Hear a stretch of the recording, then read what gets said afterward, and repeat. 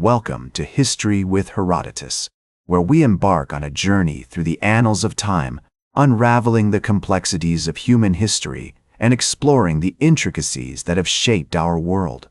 Today, we delve into one of the pivotal battles of World War II, a clash of titans that would leave an indelible mark on the course of modern history, the Battle of Smolensk in 1941. The year was 1941, and the world was ablaze with conflict. Nazi Germany, under the leadership of Adolf Hitler, had been expanding its territorial grip on Europe, leaving a trail of devastation in its wake. The invasion of Poland in 1939 had sparked the Second World War, drawing in major powers like France, Britain, and eventually the Soviet Union. In the months leading up to the Battle of Smolensk, Hitler's gaze turned eastward, towards the vast expanse of the Soviet Union. Driven by a toxic mix of ideological fervor, strategic ambition, and economic necessity, the Nazi regime began to lay the groundwork for what would become one of the most catastrophic military campaigns in history, Operation Barbarossa. The planning for this massive invasion was meticulous, involving the coordination of millions of troops, thousands of tanks, and an intricate network of supply lines stretching across occupied Europe. Hitler's generals, seasoned by their victories in Western Europe, were confident in their ability to swiftly crush the Soviet Red Army, exploiting what they perceived as its weakness and disorganization. Meanwhile, within the Soviet Union, a different drama was unfolding. Joseph Stalin, the enigmatic leader of the USSR, had been engaged in a delicate balancing act, navigating the treacherous waters of international diplomacy while simultaneously purging his military of potential opponents. The consequences of these purges would soon become glaringly apparent, as the Soviet army found itself woefully unprepared for the onslaught that was to come. In the spring of 1941, as the snows of winter began to thaw, the border between Nazi-occupied Poland and the Soviet Union became a tinderbox of tension. Skirmishes and intelligence-gathering operations increased on both sides, each trying to gauge the other's strength without revealing too much of their own hand. The city of Smolensk, situated in the western part of the Soviet Union, about 360 kilometers west of Moscow, was destined to become a critical focal point in this unfolding drama. With its strategic location at the crossroads of several major highways and railways, Smolensk controlled access to the Soviet capital, making it a prized objective for any invading force. As June 1941 approached, the atmosphere along the border grew increasingly electric. Troop movements, both overt and covert, reached a fever pitch. In these tense, final days of peace, the world held its breath, unaware of the cataclysmic events that were about to unfold. The soldiers on both sides, from the hardened veterans of the Wehrmacht to the conscripts of the Red Army, steeled themselves for what was to come, each driven by their own sense of duty, patriotism, and fear. As the clock struck midnight on June 22, 1941, the tranquility of the Smolensk region was shattered by the thunder of artillery fire and the scream of Stuka dive bombers. Operation Barbarossa had begun, and with it, the Battle of Smolensk.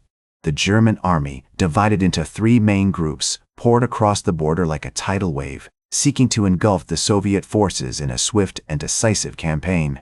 The Army Group Center, led by Field Marshal Fedor von Bock, was tasked with capturing Smolensk and pushing on towards Moscow, the ultimate prize. The initial assault caught the Soviet troops off guard, and they were quickly overwhelmed by the sheer scale of the German onslaught. As the enemy advanced, the Red Army's defensive lines began to crumble, and chaos reigned supreme. The once ordered ranks of soldiers now fled in disarray, abandoning their positions and equipment as they desperately sought to escape the fury of the German army. On June 26, 1941, the city of Minsk fell, marking a significant milestone in the German advance. As the battle raged on, the Soviet command structure struggled to respond effectively to the crisis. Stalin, still reeling from the shock of the invasion, issued a series of contradictory orders which only served to exacerbate the chaos. The Red Army's attempts to regroup and launch counterattacks were repeatedly thwarted by the German air superiority and the devastating effectiveness of their panzer divisions. By July 10, 1941, the German army had reached the outskirts of Smolensk, and the city was surrounded. In the midst of this maelstrom, a small band of Soviet soldiers, led by the courageous General Konstantin Rokossovsky, managed to hold their ground against overwhelming odds. As the battle entered its third week, the German army began to encounter increasing resistance from the Soviet forces. The Red Army's defense lines, though battered and bruised, still held firm in places, and the enemy was forced to pay a heavy price for every inch of ground gained. On July 15, 1941, the Soviet counterattack at Solovyovka marked a significant turning point in the battle, as it slowed down the German advance and gave the Red Army a much-needed breathing space. The city of Smolensk itself became a battleground, with street fighting erupting as the German troops sought to capture key landmarks and infrastructure.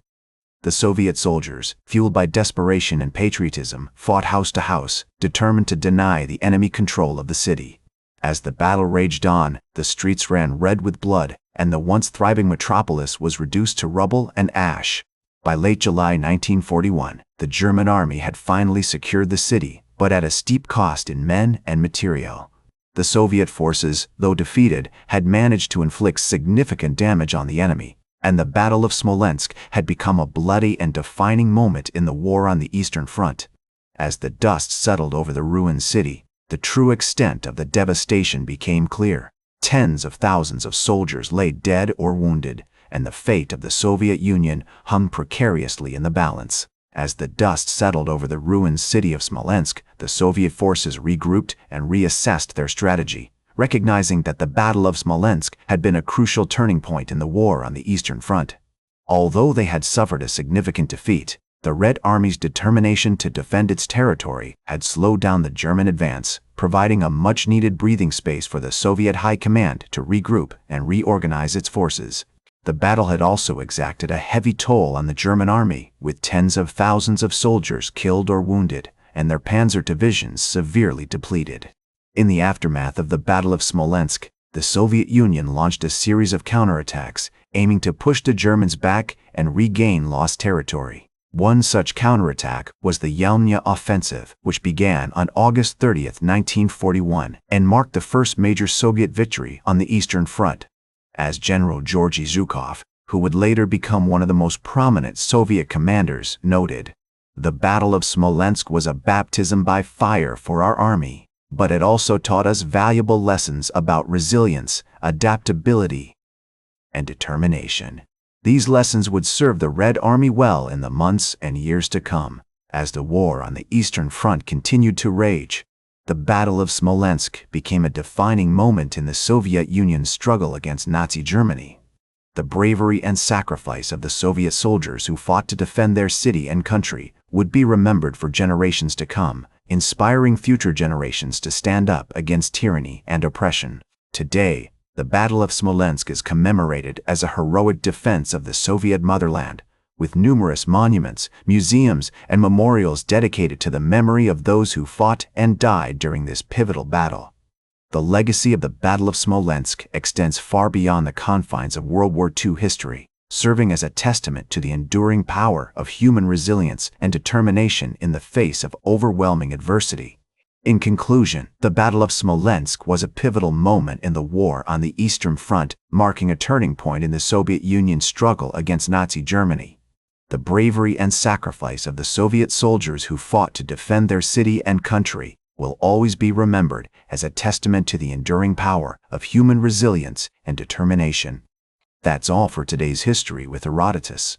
Remember to like, share, and subscribe, and until next time, remember that to understand the present, we must first understand the past.